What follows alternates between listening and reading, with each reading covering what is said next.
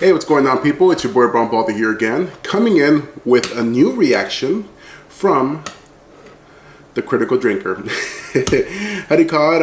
I don't always make reactions to his videos, but I do enjoy making them because this guy, he makes some of the best videos ever. Honestly, I can't for the life of me. Are some videos better than others? Of course, that's the case with anybody. But for the life of me, at least I cannot think of a video that he's made that is not good. But anyways, he made a new video today. It came out like around 9 hours ago, called Save Us from the Male Gaze. You know, my imagination is just all over the place with that name, with that title. But I could speculate all I want, but I think it's just better to play the video. Another day, another dumb take from an out-of-touch Hollywood celebrity. In this case, Scarlett Johansson, who's currently on the promo trail for Jurassic World Afterbirth, and probably... Okay. Well, I guess it was obvious because of the thumbnail, the picture of Scarlett. I'm curious to see what she said, because I actually like her a lot. Not only is she like beautiful, she is a great actress. Through and through. But yeah, what the hell did she do? pray into whatever demonic entity the good folks of Tinseltown worship that this movie isn't going to be the cinematic disaster that the reviews have painted it as. Oh dear. Oh dear. Don't worry though, I'll be reviewing that film soon enough. Believe that. Anyway, a couple of days ago, Miss Johansson took some time out of her busy schedule to do an interview with the Times of London, where she offered up her thoughts on the current state of Hollywood and one of her favourite subjects these days, the dreaded male gaze. Oh my God! When I was younger, a lot of roles I was off. You know what, like, just small little rant. I can understand to a certain degree, but if you dress beautifully, and in this case provocatively, you're probably gonna get some people staring at you. I mean, don't get me wrong, great actress, but her biggest selling point is in fact her beauty. How do you call it? Because if you're not a big time moviegoer like myself, who respects her due to how great of an actress she is, if you're like some everyday average Joe who doesn't really watch movies that much as someone like me, then this girl, the first thing that's going to catch your attention is how pretty she is. I'm sorry, it is the truth. It might not always be pretty, but that is the truth. But anyways. Or I went for had their ambitions or character arcs revolving around their own desirability, or the male gaze, or a male-centered story. That's less frequent though. Something has shifted. Oh boy, you're not kidding, Scarlett. Something has indeed shifted in Hollywood, but probably not in the way you think. Now, this isn't the first time she's spoken up about this kind of thing. In fact, she's been banging on about it for a couple of years now, funnily enough as that big 4-0 loomed ever closer, just like in this interview from back in 2022 where she explains... Yeah, it doesn't take a genius to know exactly what shifted. Yeah, just that. It's just that... and don't get me wrong, like I said, she's a great actress. I don't think her roles are going to stop coming in simply because, you know, she is not as attractive as she was many years ago. She's been acting for a long time. The first time I recall seeing her was a movie called Eight-Legged Freaks. Good movie, by the way. Just funny, guilty pleasure, very stupid, giant spiders, yada yada yada. But yeah, she was beautiful then, and she's beautiful now. But yeah, I mean, it's just it's just the law of the land. You know, people have their time, they do the best they can with their time, and then eventually time keeps going, you know, the world keeps spinning. It's just the way it is, man. I kind of became objectified and pigeonholed in this way where I felt like I wasn't getting offers for work for things that I wanted to do. I remember thinking to myself, I think people think I'm 40 years old. It somehow stopped being something that was desirable and something that I was fighting against. You sure about that? You sure about that? Oh, really? Please tell us more about how you resented all those high-profile roles that literally made your career and kept it afloat for the past 2 decades, or how uncomfortable you were with all those multi-million-dollar paychecks. Truly, it must have been a real nightmare for you, Scarlett. I don't know. Oh God, make it stop, for crying out loud. All this money, fame, and recognition, but oh my goodness. For real, I just... what can I say? Seriously, what can anyone say? How you coped? Yes, I can definitely smell shite. Not to impugn her acting ability or anything, but do you really think she would have had the career she's had if she looked like this? It all kind of strikes me as the Hollywood equivalent of the old "you can't fire me, I quit" argument, trying to get ahead of something that's inevitably going to happen anyway by reframing it as some brave, self-sacrificing decision on your own part.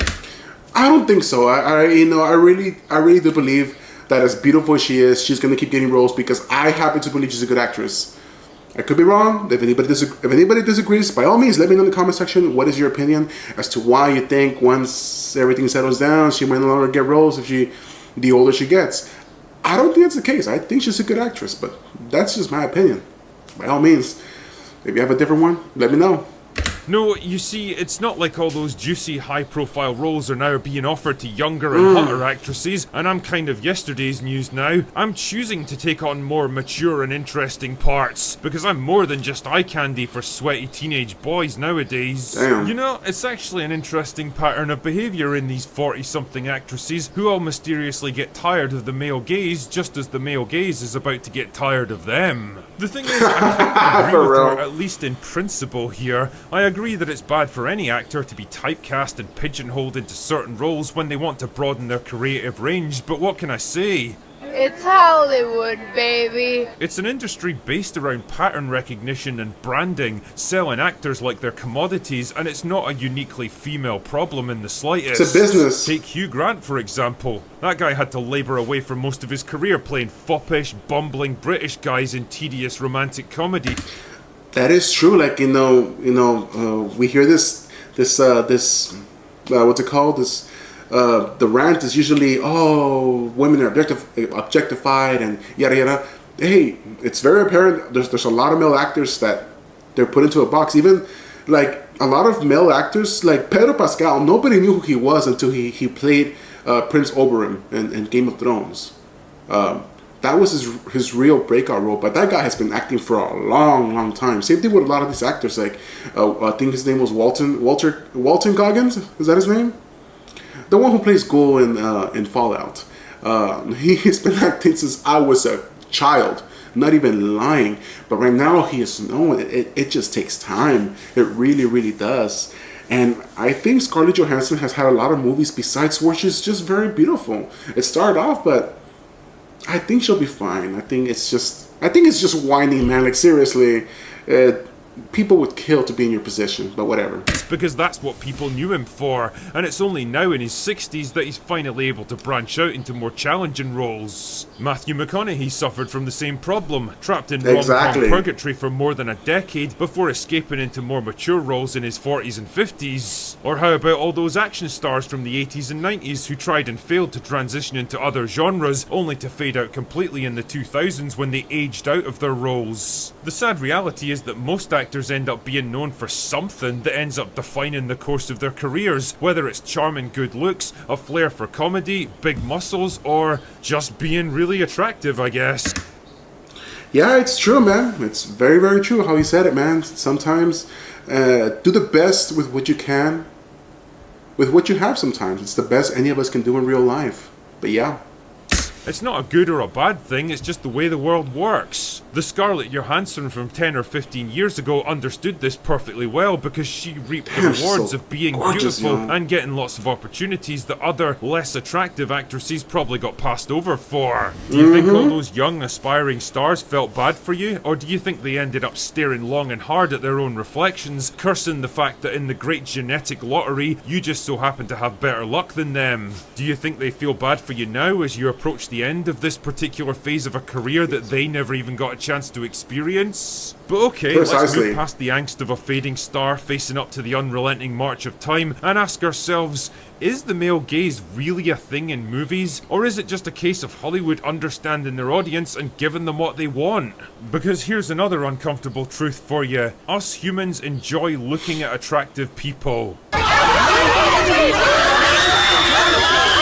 It's crazy, I know, but there's a reason why the biggest and most successful movie stars throughout history tend to have been easy on the eye. It's because we're attracted to them, whether we want to admit it or not. There's a reason why male and female stars work so hard to stay in shape. We like looking at all those tanned, sculpted bodies. It makes us feel good. It's aspirational. Ooh, Is I it love that girl. realistic? Not really, but deep down we don't really want it to be. Reality is beer guts and unwanted body hair and disappointingly pale, sagging flesh. If we want to look at shit like that, we only have to look in the mirror. And like I For said real. earlier, wanting to look at attractive people on screen isn't a uniquely male trait, and if anything, it seems to be skewing in the opposite direction nowadays. Ever noticed in the Marvel films how the ladies' outfits have gradually become more padded, bulky, and concealing like it's the fucking 19th century again, while every male actor is still expected to do the obligatory shirtless scene? Do it for I'll tell real. you why. It's because every straight woman in the Western Hemisphere has probably rubbed one out to shirtless Hemsworth. We all know it happens, and we all know the female More like gaze flick is that something bean. that Hollywood absolutely caters to for a very long time. But have you ever stopped to think for 1 second how much work and sacrifice and dedication it takes to get that kind of physique? Because trust me, whatever diets and exercise plans the ladies go on to stay trim, it absolutely pales in comparison to what Yes. these guys have to put their bodies through. Hugh Jackman famously 1000%. revealed that he has to know the exact date of his shirtless scenes 6 months in advance so he can get into peak shape.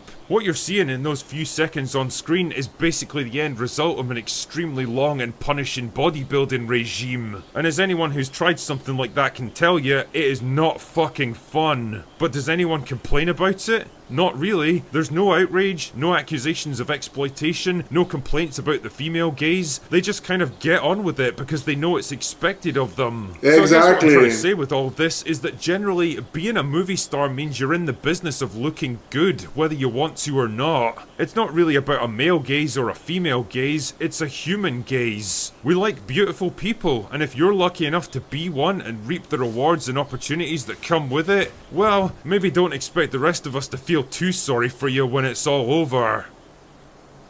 Anyway, that's all I've got for today. Go away now. Okay, so that was Save Us from the Male Gaze. Save Me from the Male Gaze by The Critical Drinker. That was a very good video. It really, really was. And towards the end, how he just explained it, you know, it really is just the human gaze in general. But it seems very apparent that only one gender tends to complain about it more than the other. Like Tom Cruise, how old is that guy? He's in better shape than I could probably ever hope to be. And he's probably twice my age. How do you call it? Brad Pitt. How do you call it? The actor who plays Ant-Man. I forgot his name, but before Ant-Man, he was like kind of like average, you know, because he was doing a lot of comedy before. I remember the first time I recall seeing him was in The 40-Year-Old Virgin. Great movie, by the way, very funny. And he looked kind of ugly.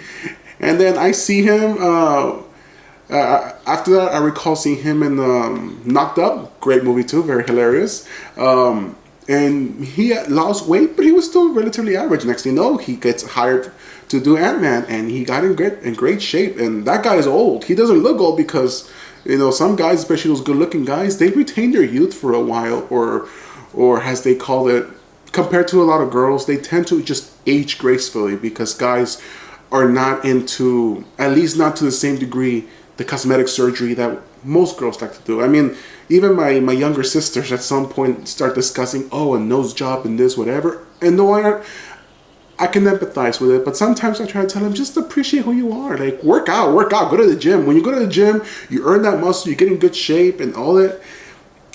That goes away a lot slower than surgery, whatever, because it's all fake. You know, when you earn something, no one can really take it away from you, and it's just much more fulfilling, in my opinion.